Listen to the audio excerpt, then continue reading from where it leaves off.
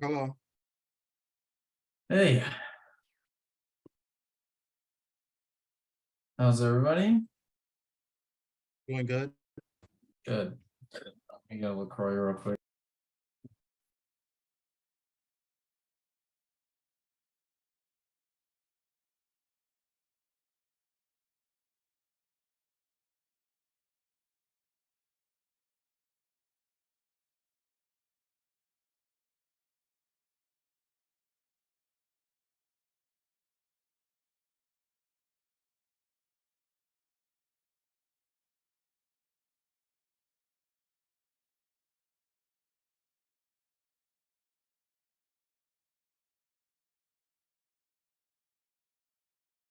Okay. All right. Let's get started.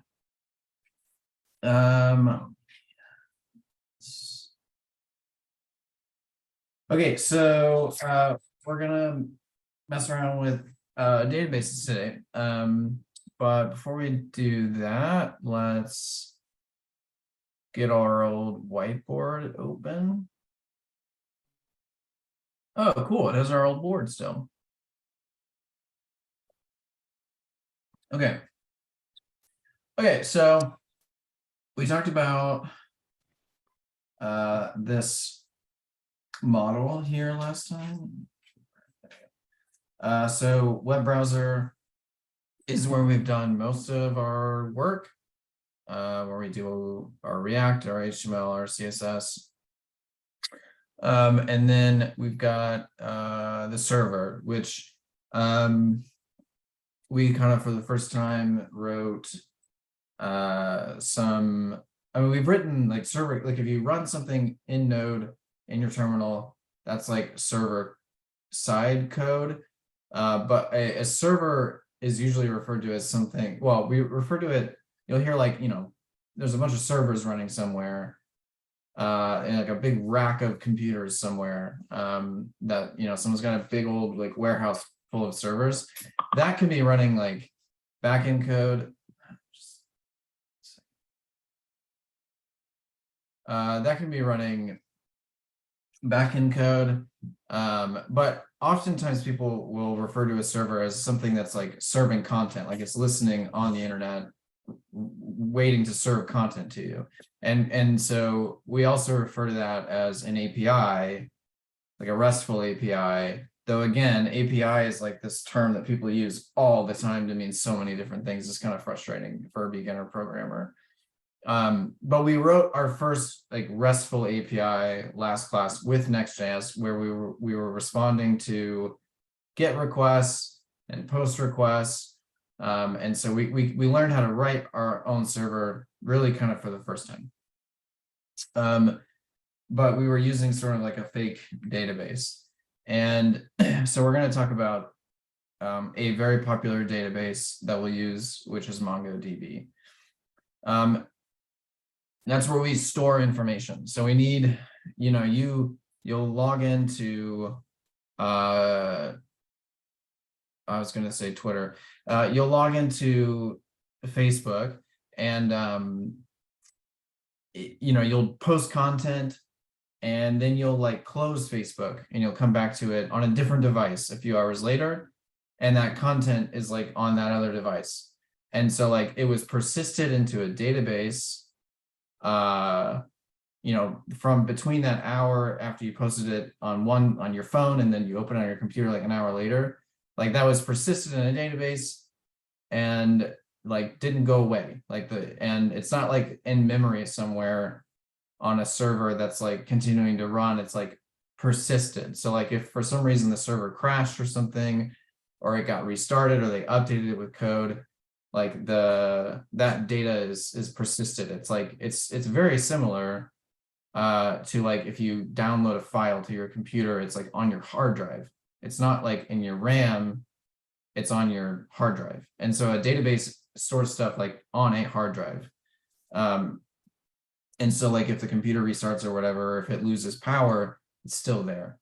So that's the realm of the database. Now, why can't, well, sorry. So we can talk directly to a database. So we can run a database and then we can directly talk to it. You have to have like you have to authenticate with it. You have to have a username and password, or you have to have like the right credentials to be able to communicate with it, but you can talk directly to it.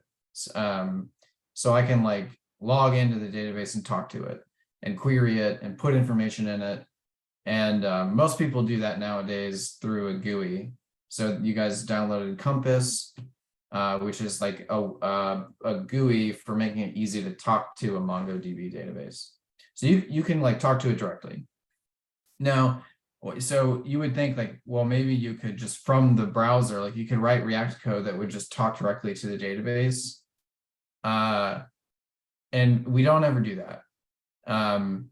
It seems like something you could do, but we always go through a server. So the browser will talk to the server will talk to the database, and it'll get back something back from the database, and then it'll give it to the browser. So we got this sort of middleman, and we always do it that way. The reason why we do it that way is you often need to kind of do some sort of business logic or data processing, or you need to do like a few different things before you like actually give back the data or put data in.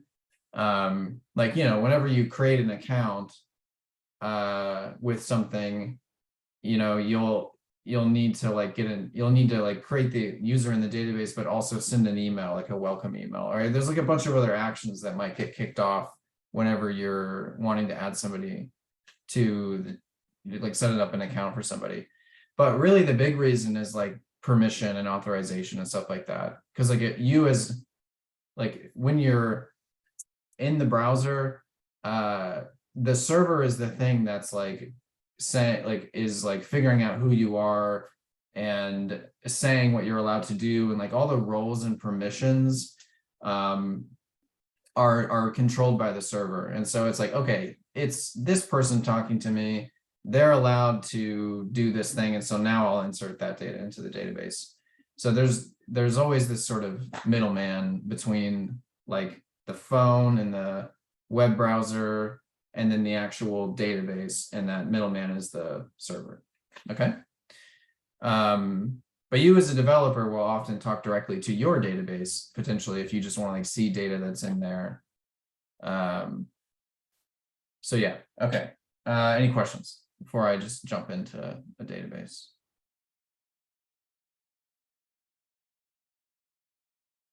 Okay, so Cooper, spawned. All right, let me stop showing this.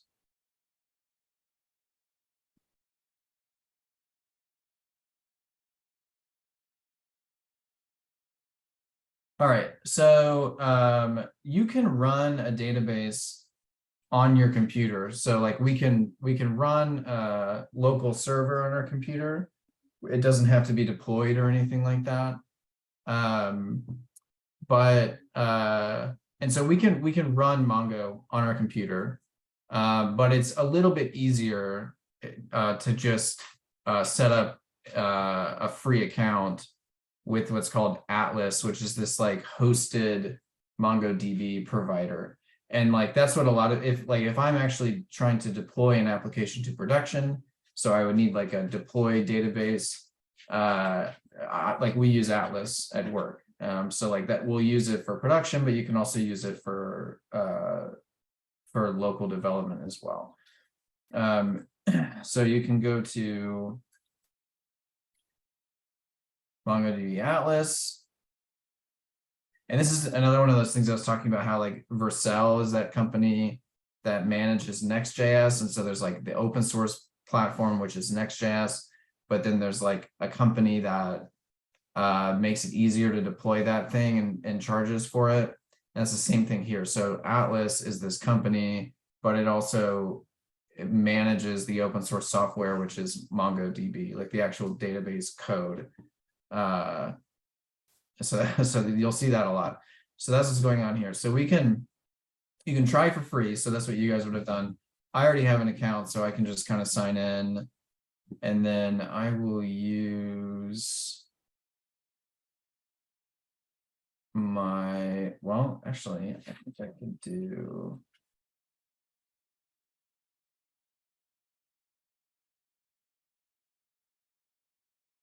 Because now I have a Tucklahoma email, so I'll just sign up with my Tucklahoma email. So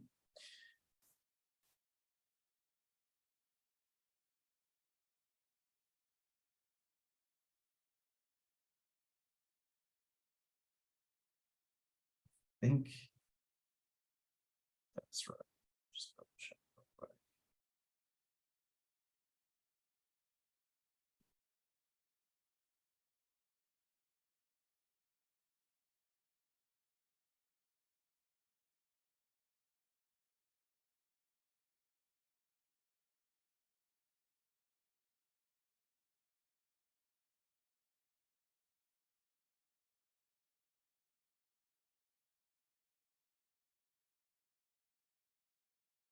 Okay, so you guys should have done this, or if you haven't done it yet, do it before Saturday.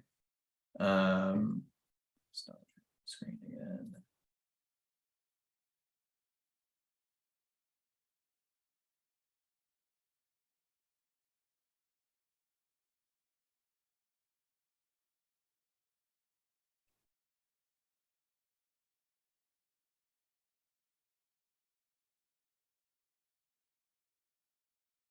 All right, and then we just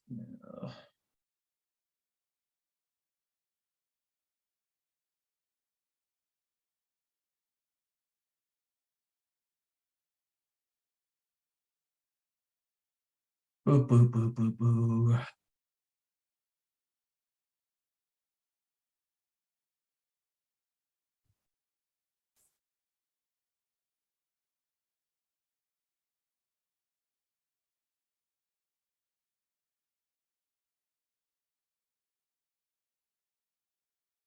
Boo.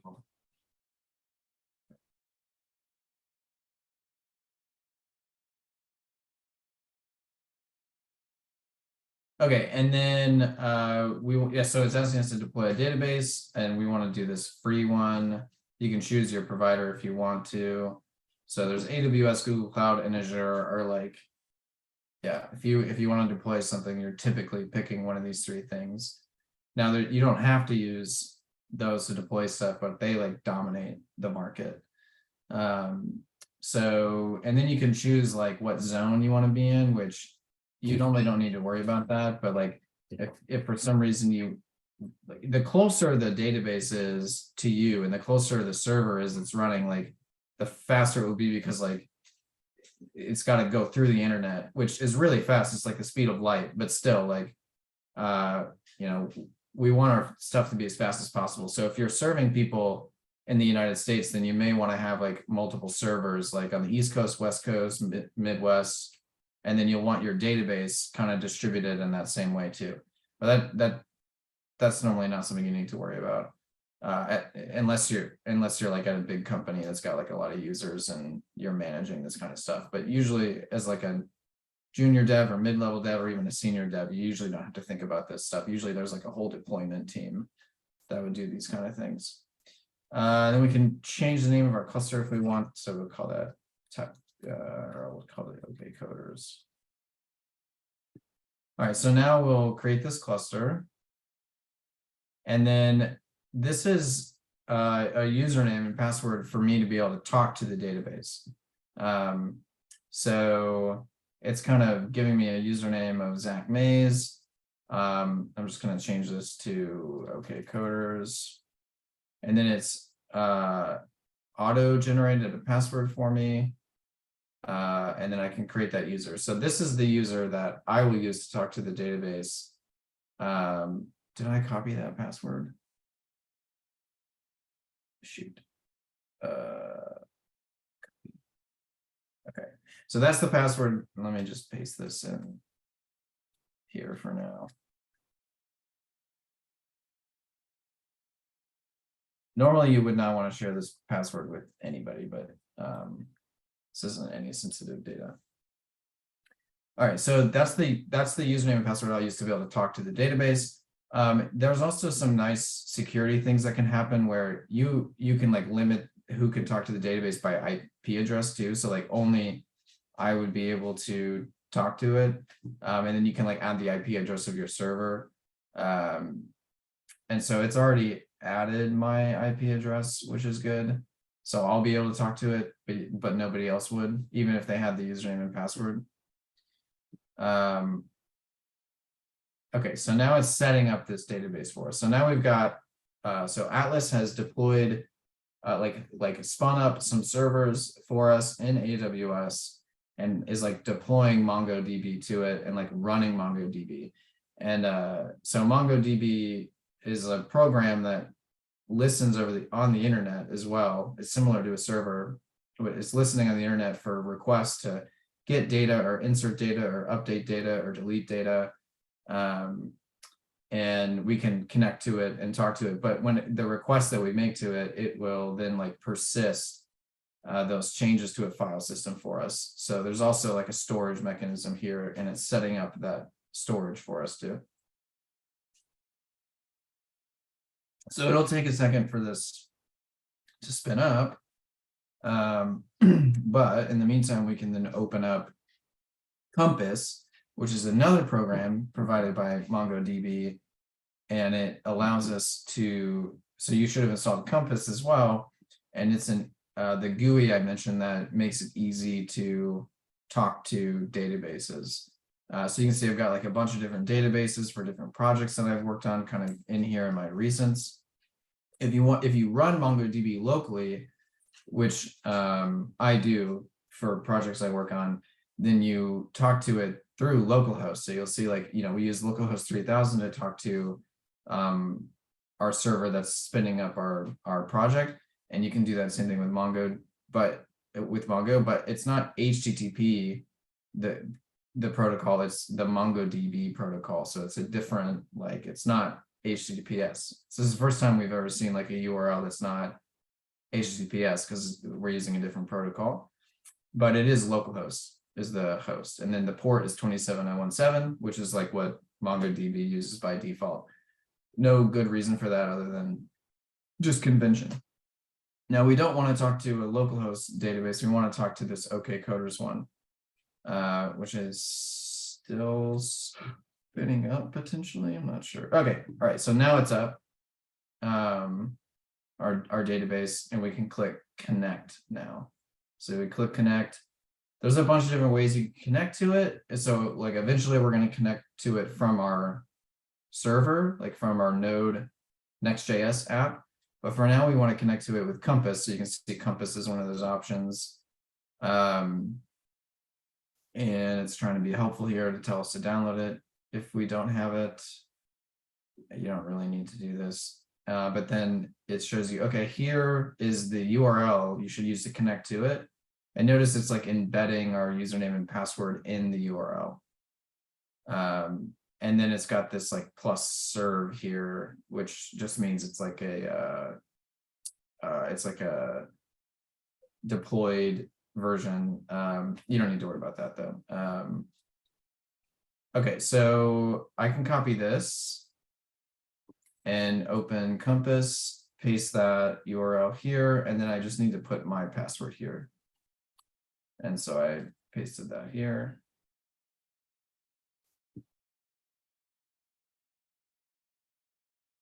And hopefully we can connect to it. Okay, so that means it was able to successfully connect. And you'll see over here, let me make this a little bit bigger.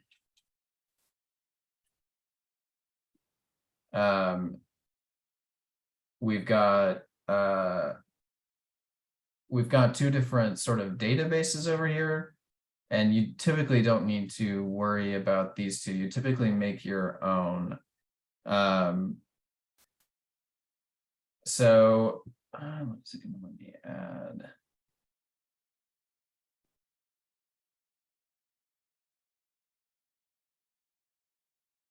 Okay, so I'm referring to what we just made as a database, but it's a cluster. It's a MongoDB cluster, and we can actually make like multiple databases in it. You typically only make one, so I'm going to make a OKCoders database just for testing in this like MongoDB cluster that I created. And then it can auto make a collection name for me as well if I want to. So I'm gonna just do, actually, I'm gonna do menu.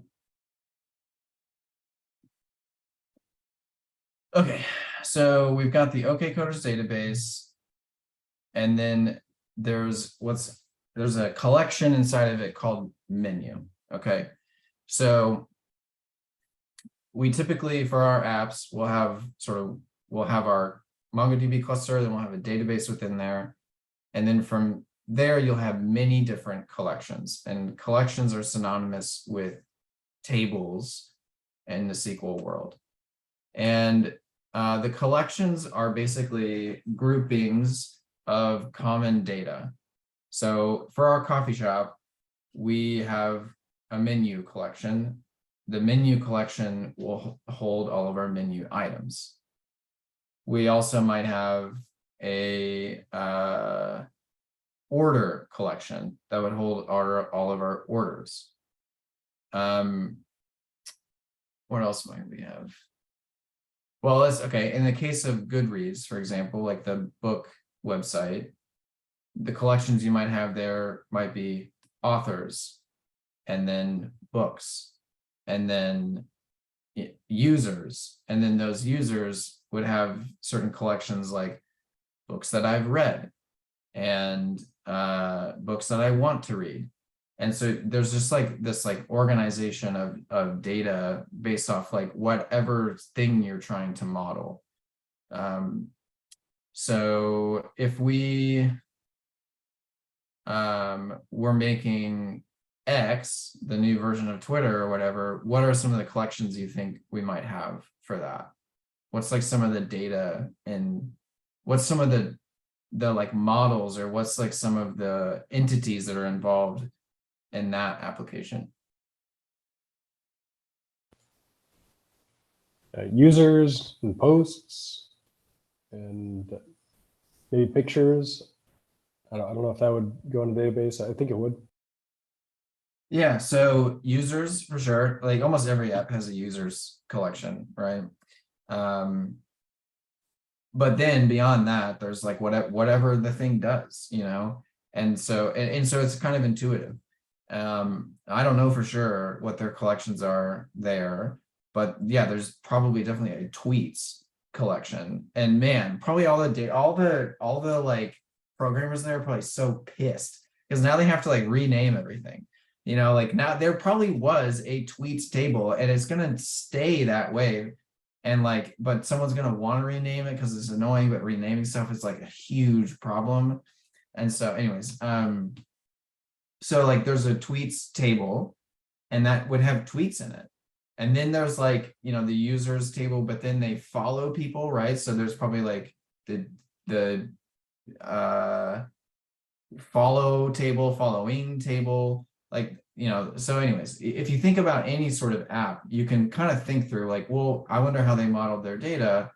And someone had to think through and decide, right? So there's no like science to it. It's more of an art of like, how am I going to model this information, and there's a lot of considerations there of like what's going to be efficient and things like that. But usually on the first time around, when you don't have a ton of data quite yet, it's just like what makes sense.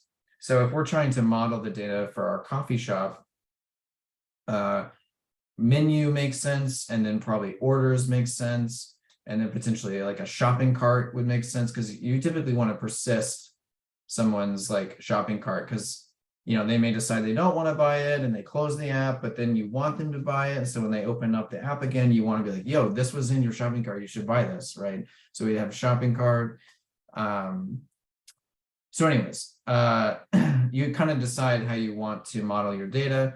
And so for our coffee shop database, we're going to have a menu collection. Okay, so we can click on that menu collection and see if there's any data in there, which there isn't. So we haven't put any data in our menu collection yet. So we don't have any menu items that we could show on our web app. So we can add menu items if we want to.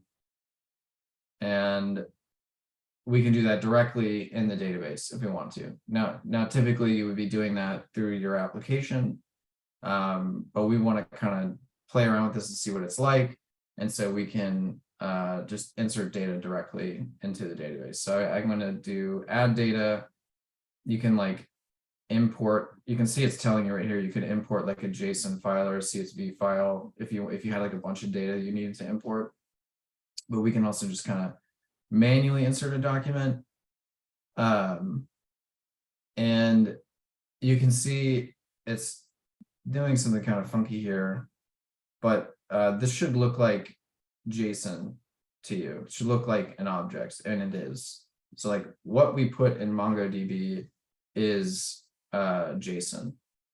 And so we can basically add what we were doing with our kind of fake data last class. So last class, remember, we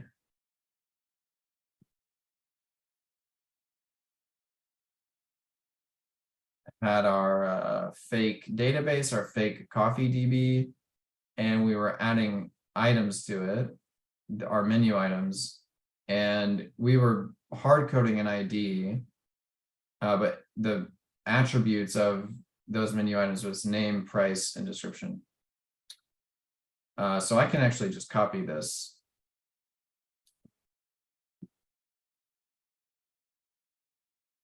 And it is JSON though, so I have to, it's giving me an error because I need to properly make this JSON. Okay, so now it's a piece, so it's happy with what I've put here. So I'm gonna insert in one object into the database, into this collection, and it has name, price, and description, and it's exactly like the data that we were dealing with in our fake database. So I can click insert, and now you'll see that we have a record in our collection. So you can see we've got, it's displaying documents 0 through 1 of 1. So there's only one item in here. And you can see it's got name and price and description here. And then MongoDB auto-generated an ID for me. And so other databases may generate an ID that's like 1, 2, 3, 4, 5. And just like the number of like basically the row number. But MongoDB does its IDs in this kind of funky, this like unique string here. And so it's, people often refer to that as a hash. A hash is like, well, I can't teach, that's too much to teach, but like it's the gobbledygook of string. It's like but it's unique. So like there's not ever going to be another record in the data in this collection that has this same string. So you can rely on it being unique. Okay, so we can add more records. So we can add our other record here. So I can insert another document.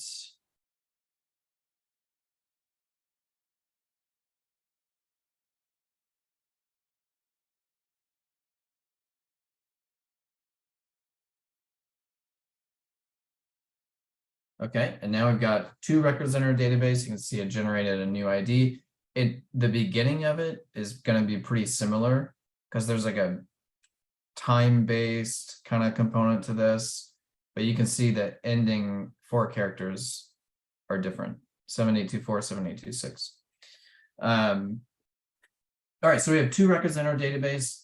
And this should seem very similar to just an array of objects. Like there's like this whole thing, this menu collection is sort of the array, and then each element is an object.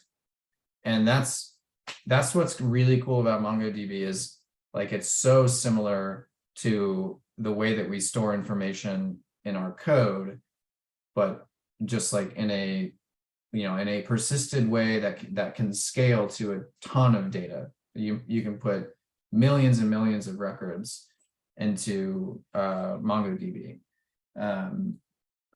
So just like like when we have an array of objects, we can we can use like the different array methods to find particular items, or to filter particular items to particular items. Like all of that is available to us with MongoDB as well. Just the syntax is a bit different. Every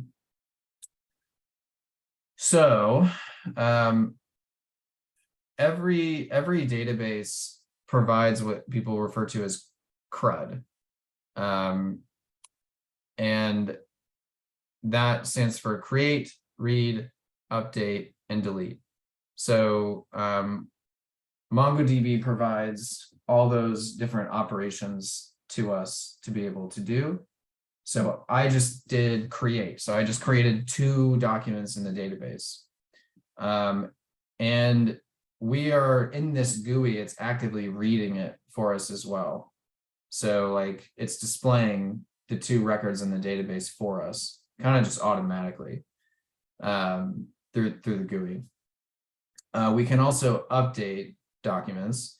And what's cool is the GUI just gives us this edit document kind of, like you can see there's like these things I can do here. I can delete it and I can edit it, right? And so there's all that stuff available to you through the GUI, but you also need to be able to do that through your application. So we need to be able to query data in our server and then give them to the front end and add and update and delete, right?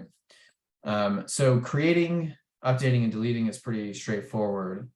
You know, we just created, updating would be just changing the information, and then deleting is getting rid of a particular row.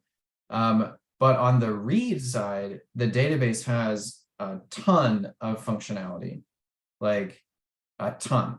So, you know, when we read, we want to be able to filter to particular things. We want to be able to sort of limit and like jump to particular things. And so like normally when you open a application, you're not seeing everything in the database. You're saying like the first 10 things, and then you have to like either scroll or like click to the next page to see the next 10. So that's usually people refer to that as pagination. So the database needs to be able to support that and be able to do it quickly. And a big piece of that is sorting. So a database also needs to be able to sort and order your information. And then you also want to be able to aggregate it. So you want to know how many items are in the database. How many items are there that are of this type? You know, so like we may have a ton of menu items and we say, well, how many of these are drinks and how many of these are food items? And like all kinds of different aggregations that we may want to be able to do on our data. Like you may have a database full of like COVID records, and you would want to say, well, like group by city and tell me how many cases are happening in that city, but filter it to just the past 3 months, right? Like it's a very, very, that like makes sense. Like that's like a thing you need to be able to do. So the database has to support all kinds of different ways for you to want to be able to query the data. And so MongoDB does that, and all the other databases support that. And so there's like learning how to be able to do that, how to be able to do the pagination and the sorting and the filtering and the aggregations is kind of like, that's what you have when you're learning a database. It's just learning the syntax to be able to do all that stuff. Okay, so if I want to filter, you can see I've got this box up here that says filter right here. And then I've also got this options thing, and you can see there's like, it kind of just expanded that. And I've got project, which is basically saying, hey, like if I'm querying, only give me back this field. Don't give me every field in the collection, because you might have like a massive document that's got thousands of properties, and it's more efficient to only ask for what you need. So that's another thing the database provides, is like you only need certain fields, then you can do that. Then you can see sort, so it allows for sorting. But let's just start with filtering. So one thing I may want to be able to do is say, I want an item with a particular name. And so I will give this filter, and this is like the syntax of doing a filter. I'll give it an object here. It's a little bigger. I'll give it an object, and then I can give it a property name. And then I can say, give me only the items in the database where the name is literally pour over. Okay. So this is kind of a silly example, but I can filter by name and say, only give me ones that exactly match this string. So if I run find now, I'm reading and it's giving me back the results. And there's only one result that has name pour over. Kind of a silly example, but it can get way more complicated really easily. So we may say, well, actually, give me the items where the price, which is a number here, is, and this syntax has always killed me. It's really, and you guys will hate it for a long time, but we have this like nested object, and then we can do greater than, and then we can say, well, we want it to be greater than. And so I can say, hey, only give me the items where the price is greater than 3, which is both these. But I can also say, greater than 4, which is just one of those. And notice, like, my description of my query is an object. It's a JavaScript object. So the syntax that you use to talk to the database to specify what you want is this like this really odd like JavaScript object syntax. Like you have to make valid objects that describe what you want, and they have a bunch of different like operators that are, so notice that like this is a specific key that MongoDB understands. And so that is called an operator in MongoDB, which is the greater than operator.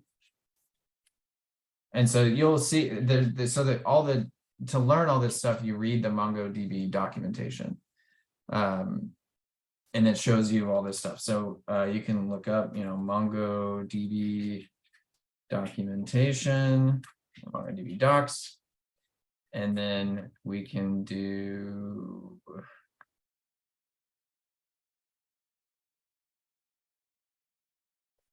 this. So, okay, so MongoDB CRUD operations. Insert, query, update, delete, query.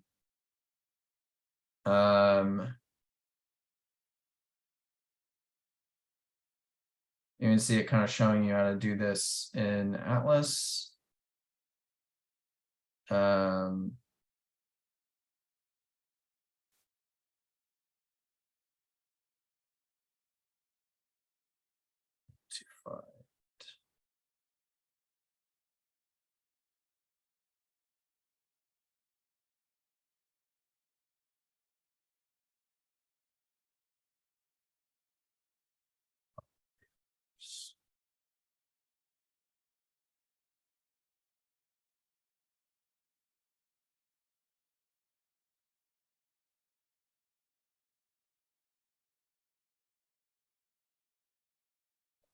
Yeah, so it's so in this operators section, you can see that there's greater than or equal to, and less than equal to, not equal to, and not in. Because you might have in your document, you might have an array, for example. So we might have on our pour over, we might have something like tags. And that will be an array. And I can add an item to tags like drink and then hot. And so I can save that. And so now you can see, you know, we've added, like, because in an object, we can add whatever we want. We can have fields that are numbers, fields that are strings. We can have fields that are other objects, fields that are arrays. And so just like how you can kind of nest and put all kinds of different data inside an object in JavaScript, you can do the same thing in Mongo. And so you can imagine it's like, it's really easy to just take whatever data you have in your app and just shove it in the database. So anyways, I've got, now I added to my pour over menu item an array of strings, which I'm calling tags. And so we also get, we have ways to then also ask for data and filter and things like that on top of an array. And so that's what this like in does, is matches any of the values specified in an array. So what I can do with this is I can say, okay, hey, I want all the items where tags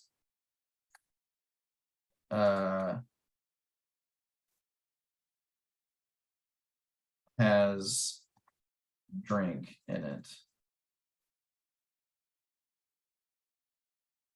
Oh.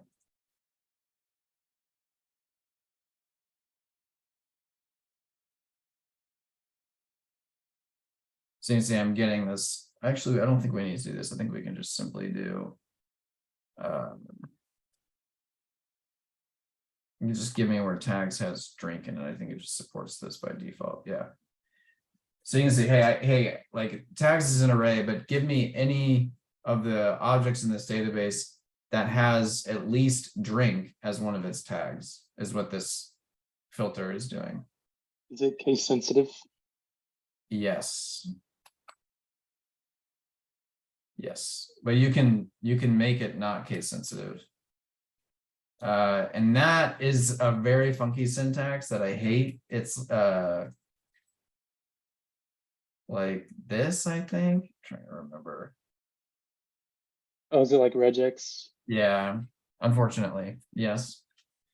But I was just not, that's just something I was going to skip over, but but yeah, it's case sensitive. Okay, so we're not trying to learn all these operators right now. We're not, but what you should be understanding is there's like syntax for adding stuff and updating it and deleting it. We can do it directly to the database, and we can also, we'll see, be able to do that same thing from our app. And then there's this whole world of different ways that you can ask for information from it. And I mean, there's a lot there. There's so many different ways that you can ask for information from a database, because you just never know, like, how you're going to need to ask for it. So there's a lot there. So it supports so many different things for filtering and aggregating and ordering and all that. But it's like all possible. Almost anything you would need for your app, the database will support. So there's a lot to learn in terms of the syntax there, but usually you just learn it when you need it. You like realize, oh crap, like I got to build this thing and I need the data I need this particular data. And you just then learn at that point, oh, here's the syntax for doing that in MongoDB. And you just learn it at that point.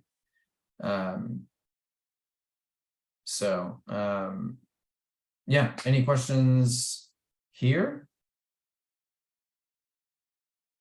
I have a question, and Yeah. it was me and Jamie were talking about it, but so like, is it typical that you see like on one specific object, there's like tags, and then on the other, there's like not the tags key value pair? Like, is it like, like you're able to store tags here on the first object, but on the second object, I just feel like you'd have tags and then it'd be like an empty array or something. Yes. So it Yeah. allows you to do that type of stuff. Is that bad? So is it So more efficient or? yeah, most people consider that bad. Okay. But it's more flexible. So it's good in some ways, but if you're putting data into a collection, it should be the same data. It should be like the same shape. So like if we have a menu collection, we would never put an order in there, you know, or a user in there. And if you are making a collection, you usually have what's called a schema in mind. And a schema refers to what attributes like are going to be on items in the collection. So the schema of this is name, price, description, and tags. And then you also need typically a schema has like the keys and then the types. And so like name is a string, price is a number, description is a string, tags is an array of strings. And so usually you're deciding upon like a schema or like a model for the items in your database whenever you're creating it and designing it and building your app. MongoDB doesn't care. Like you can put whatever you want in there. And so it doesn't matter that I put another object in here and it doesn't have the tags property. To Mongo, Mongo's not going to get mad at you. And so, but Mongo does support all kinds of different things for like, does this property exist? Or does it not? And so like, there's all kinds of like different queries you can do. So for example, I can say, hey, like, tell me if there's anything in here where tags, what is the syntax for that? It's, oh yeah, it's exists false. So I can query for anything that doesn't have tags. So there's all kinds of like different things it provides for you to be able to like find out if something's there or not. But it doesn't mean it doesn't like just because Mongo doesn't care and it lets me put whatever I want in there, it doesn't mean that people that use Mongo don't care. What it means is that the caring is somewhere else. And the way that works is in let's say you use a different type of database that does care. The database has this like built-in sort of like, you can't put data in here unless it matches the format that you said that table should have, and it will throw an error at you if you try to. And so like the server is like obedient to whatever the database says the shape of the data should be. But then the server needs to know what that is to be able to talk to it well. So like it, you know, if your app can't insert data into the database, that's a huge problem. And there's like a bug in your code. And so like you have this sort of like schema definition in the database, and then also a like duplication of that definition in the server because it needs to know what it is. What happens in a MongoDB app, if you use MongoDB, most people will have the server definition be known in, or sorry, the database definition be known in the server. So the server's like, here's how I want to store the data. I want it to have these attributes, and I will enforce that because I'm the only thing that's going to talk to the database. I'm the only thing that's going to write to it. I'm the only thing that's going to read to it. So I will manage the shape of my data. So we will, whenever we start talking to our database, next class. Well, actually, next class is where we're going to be doing a workday. But I want you guys to be able to use Mongoose. So we're going to have to do like a quick, because I actually thought I was going to get some Mongoose today, but I got way distracted by someone by just Atlas. But anyway, so when we're going to use software on our server called Mongoose. It's a software package that was written. It's open source software, and it will help us like decide how we want to define our data, and help manage that. So if we try to insert data that doesn't match the schema that we want, it'll error inside the server before we ever even try to add it to the database. So we will care about it. It's just like the caring is in our server code and not in the database code. So I can actually show that to you real quick. So if we go to Mongoose, you'll see Mongoose is oh wait, I'm not sharing the screen anymore.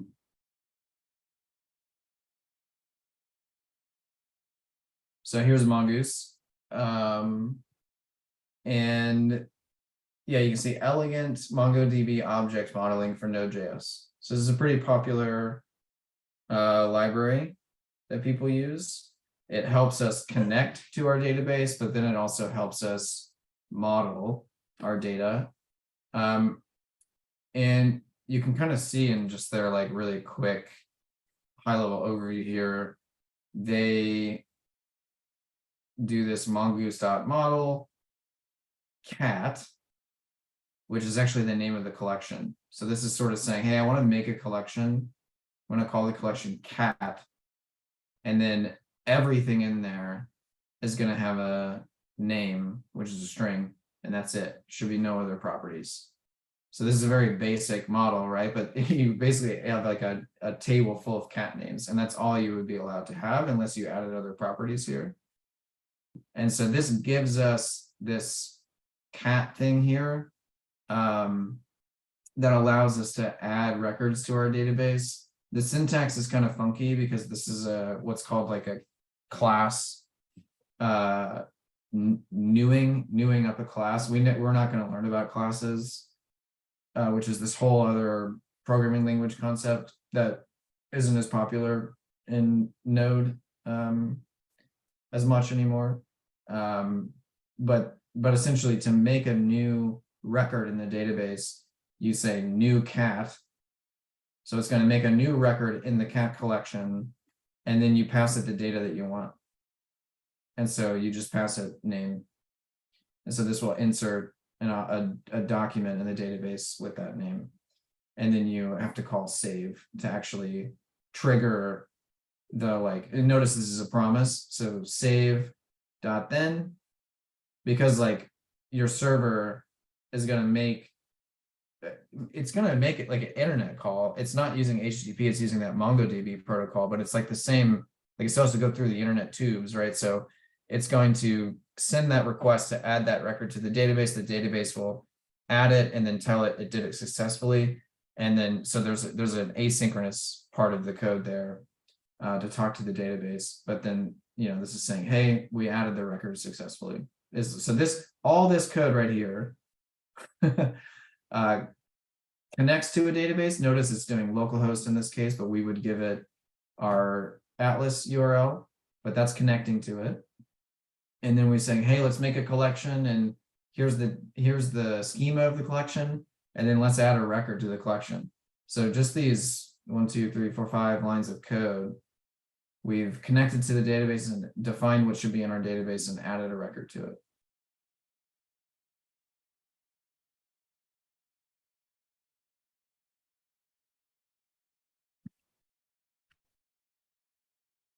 Okay, any other questions?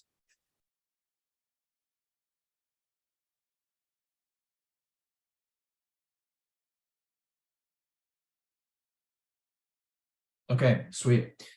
So today there's a Tech Plus event. I think many of you went to one of the last ones whenever we had like just started class. So time flies. But there's a Tech Plus event today. So I'm gonna head there. I recommend if anybody else can make it to head that way.